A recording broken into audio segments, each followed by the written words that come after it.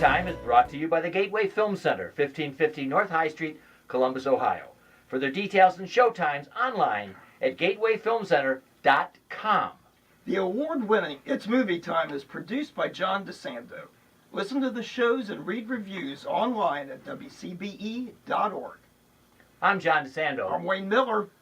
And this is... Well, it's movie time, I think. It is movie time. Deus Ex Machina. Whoa. An old literary term. You need to change your plot, bring in some god from a machine, so to speak. Be a person or a thing to change it. There's a film out called Ex Machina. This thing is kind of prominent because yesterday we're taping on Monday for Friday's show. So this week's New York Times, Maureen Dow did a whole article on Ex Machina. Wow. Yeah, and so I know that you've seen it. So very nice of you to stop by. Well, I thought you might say something. What do you think about this Ex Machina? I've got lots to say about this one. And you know what? And I didn't read that article. I'm interested to read it to see if she had some of the same opinions that I did. But also, you know me, I like film history. And man, I sat there and I even made up a little list like, okay, bad robots versus good robots, and what movies, you know, so like in the bad robots, you know, you've got Blade Runner, you've got Terminator. In fact, there are female pleasure robots in Blade Runner. Well, but also in AI. Oh, right. Artificial intelligence. Oh, yeah. The Jude Law little robot character, and that was like a male gigolo. But you know, I started thinking, John, and it's like, we come to love our little mechanical friends. And that's why I was really intrigued with this movie and really bought into it. And the whole thing, you know, testing the robot to see if she had any type of human emotions. And it got me thinking of like Data in Star Trek. Yep. But also, would it really, you know, go back decades, nearly 100 years. Yeah. We know the best one.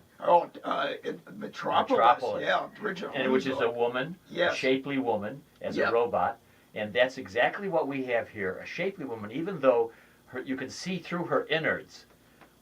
She's a lovely actress and a ballet dancer. Yes. So she moves beautifully. Oh. And, I mean, the point is we have another Frankenstein motif here. Mm-hmm. We have Oscar Isaac. Terrific.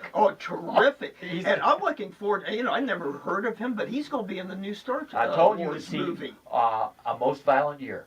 Oh, the new Machina. Yeah. This guy is all over the place, and he's going to be in Star Wars. Yeah. So Oscar Isaac, he plays the god. He's the scientist who has created the AI somewhere in a remote Alaskan refuge. It is beautiful, beautiful. Beautiful, and you know what I thought, especially the sterile environment that he lived in. Yeah. That in this, you know, in the wilderness, but the wilderness was beautiful. And I thought it was very, very interesting juxtaposition of shots out in this beautiful wilderness there in Alaska. And we're not talking about like something that you'd be on a glacier. I mean, you talk about almost a tropical forest type of existence out there. Beautiful. And I thought very good in how it really played against the whole thing about man and machine. Oh, well, yeah, and you hit on, I think, what Maureen Dowd was also interested in.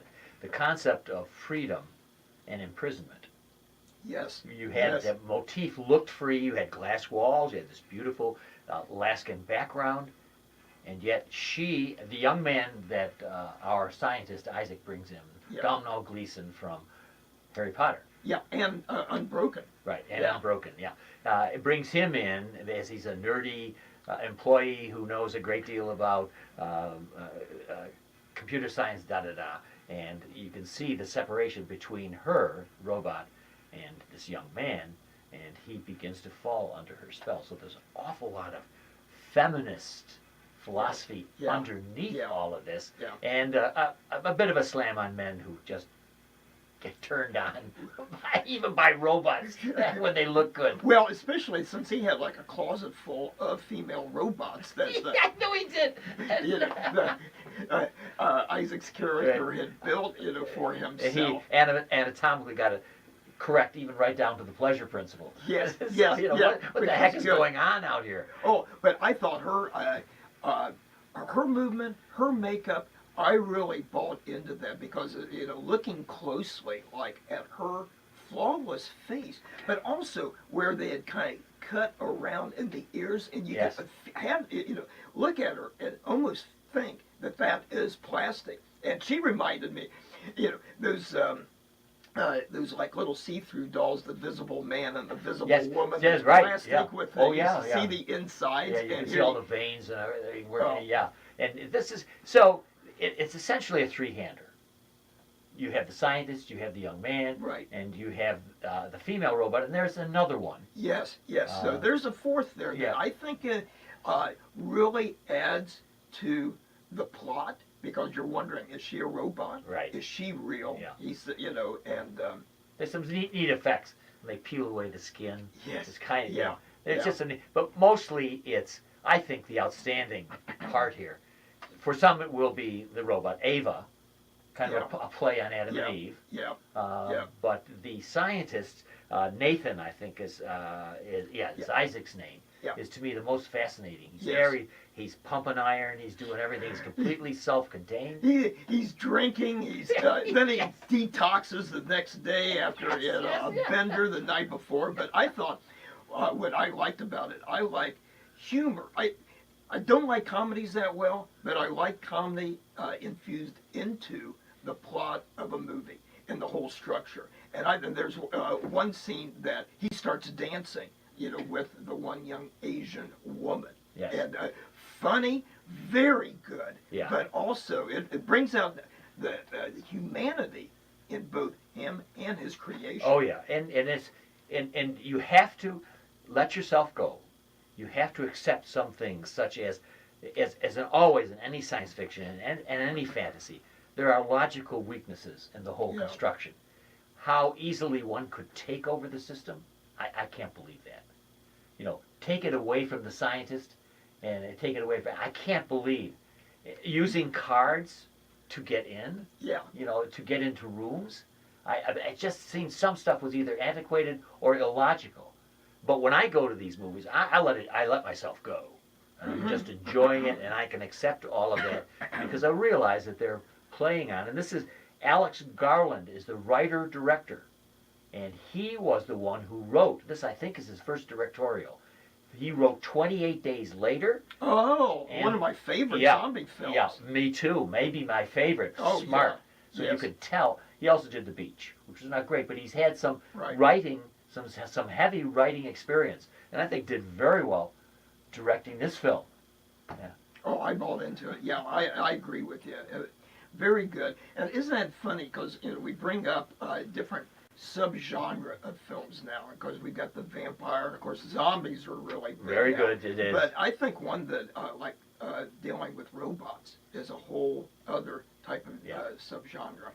And there's any kind of philosophical treatises these days on robots as they're incrementally increasing their intelligence and their human-like qualities. So it's not that this movie is out of sync at all. It is something that all of us think about in our relationship with our machines. And the one that I loved was Her. Yes. Yes. Yes. I put that on the list. Yeah. Yeah. That it doesn't have to be seen. It's an operating You're right. system. Yeah. And basically, the robot's your cell phone, whatever. Yeah. And it's and she's very seductive as well. And so seeing what will happen between us and our machines, and I believe Dowd mentions others who have said, look, these are our children. Don't think that they're our parents. We tend to think they're going to be superior to us. They're still our children. But there is something about, if you've ever had your computer deny you something, there's something Well, about that dependence and almost interdependence. You could almost, call it, one of those relationships that you're depending on, codependent too much. Well, the film is called Ex Machina. Yep. It's directed and written by Alex Garland, someone whom we admire, and starring, most of all for us, Oscar Isaac, who is an actor to watch. Yes. So, and I think the actress is somebody to watch yes, too. Right, yes. One let me thing get her name here for you. Yeah. Alicia Vikander. Right. And one of the things that she's going to be in that I'm looking forward to, because I was a big fan of the old TV series, The Man from U.N.C.L.E., and she's going to be in that. Oh, she is. Yeah. All right, good one. Yeah. All right, Wayne Miller, it's Ex Machina. Your grade, please. Well, you know, and I have to admit, maybe I kind of cheated a little bit, because I read your review, so I know what grade that you're going to I give hate it doing already. that. I hate doing I know. that. Well, and I shouldn't have, but I did, and I agree with you. I would say a strong B plus. All right. You know, that's I was thinking, is there enough to really get it in that excellent category? And I think I agree with you. There's a few things that could be lacking, but boy, it's I give a strong thumbs up. And I will just give you this information that I went back and changed it to A minus.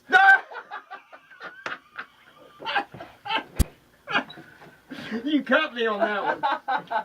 Good put.